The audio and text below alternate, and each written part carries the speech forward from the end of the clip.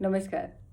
मेरा नाम रचना यदुवंशी है और आज मैं मंजीत जी के इस पोर्टल पे एक वीडियो के माध्यम से अपनी ताज़ा तरीन कहानी जो मैंने बहुत हाल ही में लिखी है वो आपके सामने प्रस्तुत करने जा रही हूँ।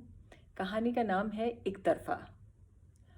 मेरा कंप्यूटर सामने है इसलिए मैं आपसे रूबरू होंगी और फिर अपने कंप्यूटर से। कहानी का नाम है एक तरफ़ा। हाय रच्चो, आज तो पता है वो मुझे देख के कुछ कहने ही वाला था, लेकिन मैं ही झिझक के मुड़ गई तो वो कुछ कह ही नहीं पाया। ये लतिका थी, मेरी रूममेट, जो कोचिंग के शिरीष पर दिलो जान से फिदा थी। उसे लगता था कि शिरीष भी उसे पसंद करता है।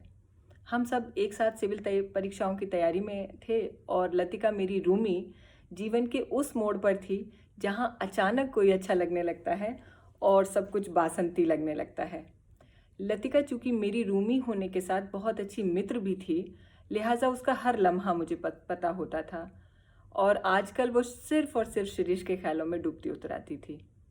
शिरीष हमारी कोचिंग के उन चंद गुड लुकिंग लड़कों में से एक था जो जाहिर तौर पर कई नाजनीनाओं की टॉप लिस्ट में था। पढ़ने में भी अच्छा था तो सबको भविष्य भी सुखद नजर आता था, पर शिरीष ऐसी बातों से जानकर भी अनजान सा रहता था। मेरी चूंकि शिरीष में कोई दिलचस्पी नहीं थी, मेरे खतों का पता दूसरा था, इसलिए मैं निखाले से एक ऑब्जर्वर के तौर पर सब कुछ निष्पक्ष नज़रिए से देखने की कोशिश करती थी। मैं जितना समझ पाती थी, मेरी रूमी लतिका का यह मानना कि शिरीष उसे पसंद करता है कुछ ठीक नहीं था।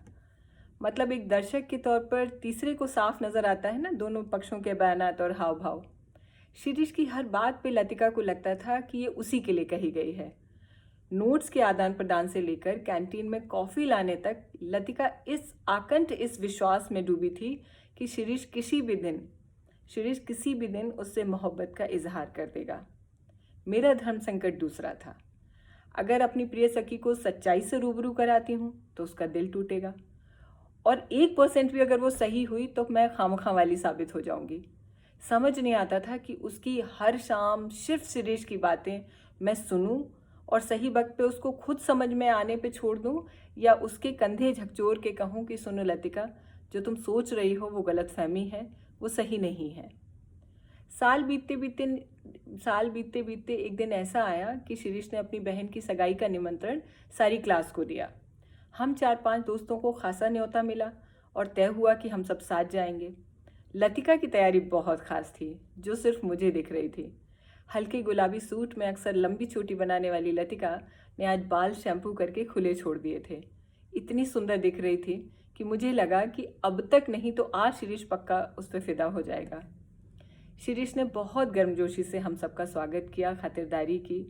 मेरी नज़रें लतिका पे ज़्यादा थीं, जो शिरीष की हर बात पे सुर्ख गुलाबी लाल हुई जा रही थी। सारा माहौल बहुत खुशनुमा था। तभी एक खूबसूरत कन्या कुर्ती शरारा पहने अंदर दाखिल हुई और शिरीष की बाह पकड़कर अधिकार से खींचकर फोटोग्राफर के सामने ले गई और 3-4 पोज में फ़ोटो खिंचवाए। हम शिरीष के परिवार से चूंकि पहले ही मिल चुके थे, लिहाजा उत्सुक हो गए कि ये कौन है। मेरी छठी इंद्रिय उद्दीप्त हो गई थी। मैंने पूरे सीन का मुजाहिरा लिया और लतिका की उपस्थिति में शिरीष से पूछा कि वो कौन है। शिरीष का जवाब धीमे से आ पाता तब तक वो सुंदरी लहराती हुई आई और खिलखिलाती हुई बोली, अब बता भी दो शिरी, एक दिन तो बताना ही पड़ेगा। मैं हूँ दीक्षा, शिरीष की क्लास 1 से दोस्त, और अब हम दोस्ती से आगे बढ़ चुके हैं। If all goes well, next year आप लोग हमारी सगाई में आएंगे। उसने मोहब्बत से शिरीष को निहारा और शिरीष ने उसे। मैंने बस लतिका को देखा जो गिरने वाली थी।